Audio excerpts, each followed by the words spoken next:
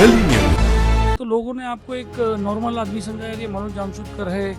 तो कभी आपको ऐसा लगा यार इतनी बड़ी सीट जिम्मेदारी मुझे दी, मैं कैसे ये यशवंत यादव और यामिनी यादव जो सिटिंग एमएलए है उनके सामने मैं कैसे लड़ पाऊँ?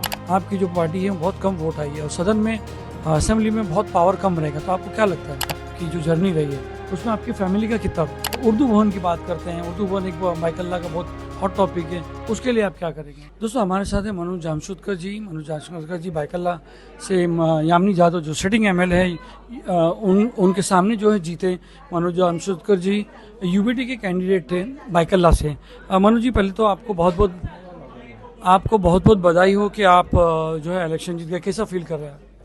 बहुत अच्छा महसूस हो रहा है कि आवाम ने काम को देख के यहाँ पे वोट किया है और जिस तरीके से भारी तादाद ने आवाम ने मुझे चुन के दिया है उस हिसाब से मेरे पे जिम्मेदारी भी काफ़ी बढ़ गई है। आपके हिसाब से आपकी जीत का सबसे बड़ा राज क्या है? सबसे बड़ा राज यही है, मुझे लगता है कि आवाम ने देखा कि पिछले 10 सालों में जिस तरीके से हम लोगों ने आवाम की खिदमत की है उसको ध्यान में रखते हुए आवाम ने सभी जाति धर्म के लोगों ने उसमें सभी लोग आ गए बाइकल्ला असेंबली के। उन्होंने काम को बहुत अहम दिया है, काम करने वाले प्रतिनिधि जी। अब मदनपुरा की जीत में मदनपुरा का कितना हाथ है इसमें? काफ़ी आते हैं। 211 212 में ज़्यादा वोट आप देखोगे, अगर वोटिंग के हिसाब से जाओगे तो ज़्यादा वोट से। जी। आदित्य ठाकरे उसी दिन रात शाम को आ गए, क्या आपको जीत का पहले ही आभास हो गया था कि नहीं यार इतनी अच्छी वोटिंग में मुझे मिल जीत? ऐसा नहीं है, मैंने खुद आदित्य साहब को रिक्वेस्ट की थी कि आपको जैसा टाइम मिलेगा वैसा आप टाइम निकाल के वो भी कैंडिडेट हाँ, अपना हाँ। कॉन्स्टिट्यूएंसी छोड़ के मैंने 6:30 बजे मैंने उनको जब किया था कि हम एक रोड शो करते तो उन्होंने बताया था कि मैं रोड शो के इतना मैं नहीं टाइम दे पाऊंगा, तो मैं आपकी जो जुला मैदान में जो जाहिर सभा होगी उसमें मैं आके जाऊंगा, उसमें मुझे आवाम को जो अपील करना है वो करूंगा, उनको रिक्वेस्ट करूंगा। और बाद में मैंने उनको एक दो बार किया था कि आपको जैसा टाइम मिलेगा आप 5-10 मिनट के लिए आके जाओ।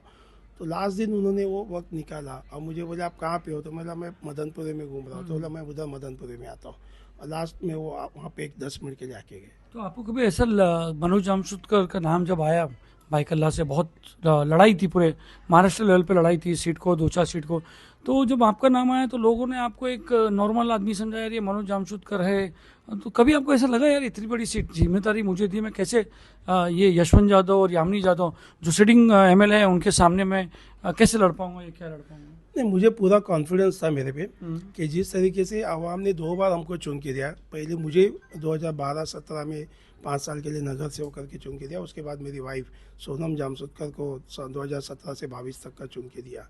तो जिस तरीके से हमने काम किया था और जिस तरीके से आवाम की खिदमत की थी, तो पूरा विश्वास था कि आवाम हमको ये इलेक्शन में अच्छे मार्जिन से जिताएगी। पहले ही आपको ऐसा विश्वास? पूरा विश्वास था, जो हमको काम पे भरोसा था, हमारे काम पे भरोसा था कि हमने जिस तरीके से काम किया था, आवाम की खिदमत की थी। और हमेशा आवाम को यही लगता है कि भाई हमें हमारे लिए इजीली अवेलेबल कौन है, हम जिनको चुन के देते हैं इजीली अवेलेबल कौन है वो देखते हैं, हम हमारे लिए कभी भी खड़े रहने वाला कौन है। वो हिसाब से आवाम ने देखा कि पिछले काम का रिकॉर्ड देख के किया। कैसे आपको अभी प्रायोरिटी कैसे देंगे आप अपने बाइकल्ला के लिए? आप क्या क्या प्रायोरिटी देंगे, कैसे स्टार्ट करेंगे? नहीं, मैंने देखो आपने देखा, मेरा सवाल इसलिए है कि आपकी सरकार में आपकी जो पार्टी है बहुत कम वोट आई है और सदन में असेंबली में बहुत पावर कम रहेगा। तो आपको क्या लगता है?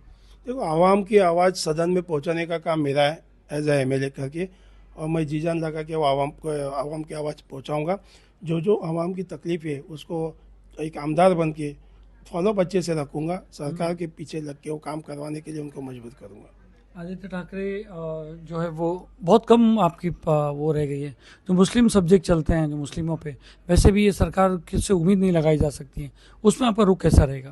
देखो कोई सरकार कौन सा काम करेगी नहीं करेगी वो उनके ऊपर होता है, बट आवाम की आवाज़ उस सरकार के पास पहुंचाना, उसके लिए लड़ना, संघर्ष करना, यह हमारे लोक प्रतिनिधि का काम होता है और मैं अच्छे से निभाऊंगा। जी, आप पहली बार सदन में जा रहे हैं तो कैसा लग रहा है आपको कि एक कॉरपोरेशन से सदन में जाना, कुछ ऐसा फेयर और कुछ ऐसा चीज़? कॉरपोरेशन में बीएमसी के कॉरपोरेशन के सदन में जिस तरीके से काम किया है, हर सब्जेक्ट पे बात किया, बजट पे हमने स्पीच किया है, उसी तरह अब महाराष्ट्र का विधानसभा में ऊपर वाले ने मौका दिया है तो अच्छे से वहाँ पे आवाज़ उठाएंगे और जो प्रश्न जो चीज़ें हमारे आवाम के फर्स्ट टाइम एमएलए रहते हैं, सोचते हैं ना कि कैसे क्या होगा, कामकाज कैसे होगा, ऑफिस कैसी होगी, क्या सब मुझे कुछ इसमें लगता नहीं कि क्या होगा, क्या काम करने वाला आदमी कभी भी तैयार है। ऑफिस भी होगी, आवाम की खिदमत भी होगी, और महाराष्ट्र विधानसभा में मेरे भाईकल्ला का जो आवाम है उसका आवाज़ भी पहुँचेगा। जी, आप कॉर्पोरेटर से एमएलए तक आपकी जो जर्नी रही है उसमें आपकी फैमिली का कितना रोल है अब? बहुत ज़्यादा रोल रहा, क्योंकि हर इंसान जब घर के बाहर निकलता है तो फैमिली का बैकिंग होना बहुत ज़रूरी होता है। हर इंसान, पॉलिटिकल ऐसा नहीं है, कोई भी आप भी हो, आप निकलते हो तो घर का माहौल अच्छा होना चाहिए, उसको सपोर्टेड होना चाहिए, क्योंकि वो अपना घर का टाइम देके, फैमिली का टाइम देके पब्लिक के लिए जाने वाला रहता है। तो मेरे फैमिली का पूरा सपोर्ट है, मेरे बच्चों का, मेरे माँ बाप का, मेरे भाइयों का, मेरी सिस्टर का, मेरी वाइफ का, सभी लोगों का सपोर्ट अच्छा रहा। उर्दू भवन की बात करते हैं। उर्दू भवन एक माइकल्ला का बहुत हॉट टॉपिक है, उसके लिए आप क्या करेंगे? देखो, उर्दू भवन के बारे में मैंने काफ़ी सुना, फिर बीच में बीजेपी के लोगों ने कुछ उसको स्टॉप करवाया, फिर लोकल एमएलए ने क्या आगे किया, वो कहाँ गाड़ी रुके मुझे मालूम नहीं। मैं पूरा उसका जायजा लेके मैं उसके ऊपर जो उचित कार्रवाई करने वाला मनोज जामशुदकर ने जो है इलेक्शन से पहले कुछ वादे किए थे, तो वो क्या वादे पूरे होंगे? 100% पूरे हो गए। जी। हम पूरी कोशिश करेंगे। इस्लाम जिमखाने में आपकी फैसिलिटेशन किया गया, कैसा लग रहा है आपको? बहुत अच्छा लग रहा है। हम्म।